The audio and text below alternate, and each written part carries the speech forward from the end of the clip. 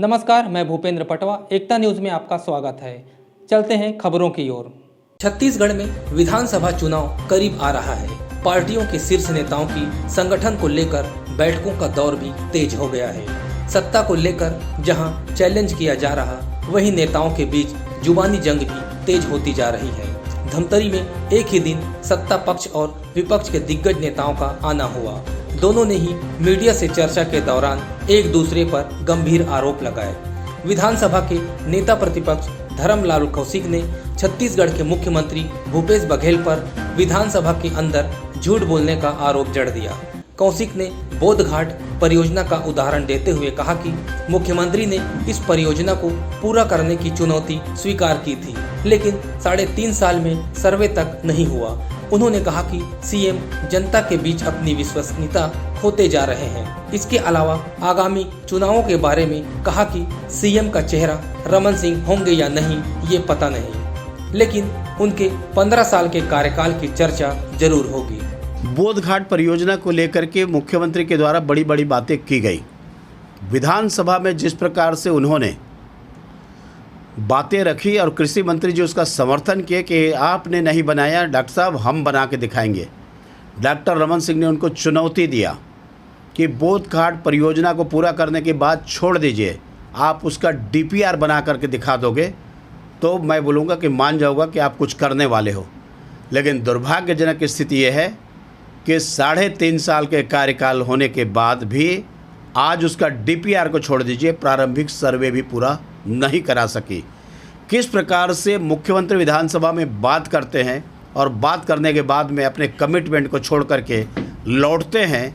आज आदिवासियों की बात करते हैं कि वनवासियों से मैं बात करूंगा, तो मैं मुख्यमंत्री जी को सुझाव देना चाहूँगा कि आप घोषणा करने के पहले ज़रूर उन लोगों से बात करिए। वो हाँ बोलेंगे तो करिए, नहीं तो नहीं करिए। ये पहली योजना नहीं है, अनेक ऐसी बातें आई हैं जिन पर मुख्यमंत्री जी बैकफुट में गए हैं और अपनी जो सबसे बड़ी बात विश्वसनीयता की होती है। मैंने कहा ना कि मुख्यमंत्री की विश्वसनीयता खत्म होते जा रही है और उसका कारण है कि विधानसभा के अंदर ये माना जाता है कि आदमी झूठ नहीं बोलेगा, लेकिन विधानसभा के अंदर झूठ बोला तो बाहर में उसकी क्या स्थिति होगी। मुख्यमंत्री बनने के पहले जिस प्रकार से भूपेश बघेल जी ने जो वादे किए, आज उन वादों का क्या होगा। ये जो दौरा कर रहे हैं उसका लाभ इसलिए मिलने वाले उनको नहीं है कि 1 सप्ताह उनका प्रशिक्षण दिया जाता है कि आपके आंगनबाड़ी में आएंगे तो आपको क्या बोलना है, आपके स्वामी आत्मानंद स्कूल में आएंगे तो उनको क्या दिखाना है, और बीच में जो जनता बैठी हुई है उनको बताया जाता है कि इसमें से इतने लोग बैठेंगे और उसके बाद में हाथ उठे। एक्चुअल में जो ज़मीनी हकीकत है मुख्यमंत्री के सामने आना चाहिए। पहला प्रोग्राम इनका सरगुजा ज़िला में हुआ।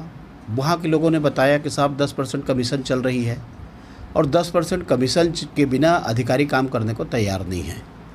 लेकिन इस बात से कांग्रेस भयभीत हो गई कि प्रेस वाले भी रहेंगे, जनता भी रहेगी, उनके बीच में हमारी पोल खुल रही है, इस कारण उन्होंने प्रतिबंधित कर दिया। तो मुझे लगता है कि उनके दौरे से कोई फ़र्क पड़ना नहीं है, न जनता को कोई लाभ मिल रही है, न सरकार को उससे लाभ मिलेगी। डॉक्टर रमन सिंह जब दौरे में निकलते थे, उद्घाटन करते थे, शिलान्यास करते थे, हज़ारों की संख्या में रहते थे, 25,000, 30,000, 40,000, 45,000 लोग रहते थे। जनता भी अपनी आवाज़ बोल रहे हैं, लोग अपनी बात कर रहे हैं। यहाँ तो बोलने की मनाही है। जहाँ वो दौरे में जाते हैं, हमारे जिलाध्यक्ष को तो पहले प्रतिबंधित कर देते हैं, कोई गमछा वाले आए तो उसको तो जाने ही नहीं देते। इधर नेता प्रतिपक्ष के जाने के बाद छत्तीसगढ़ के खाद्य मंत्री अमरजीत भगत पहुंचे। उन्होंने सीएम बघेल पर कौशिक के आरोपों के सवाल पर सीधा पीएम मोदी पर निशाना साध दिया।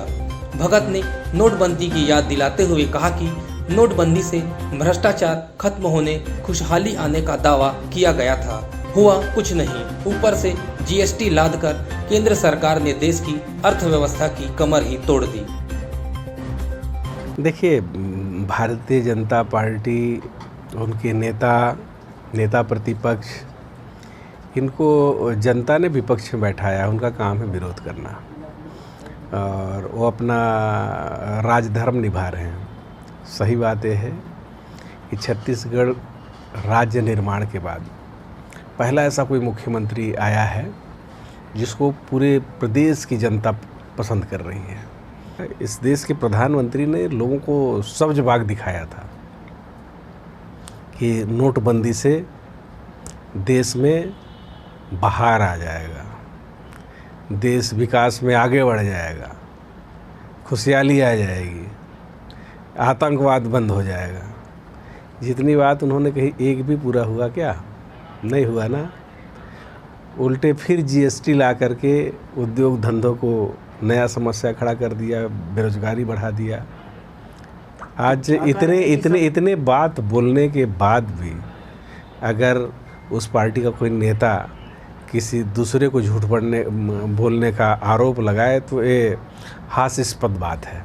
एकता न्यूज़ में आज बस इतना ही। अगले बुलेटिन में फिर मिलेंगे, तब तक के लिए नमस्कार।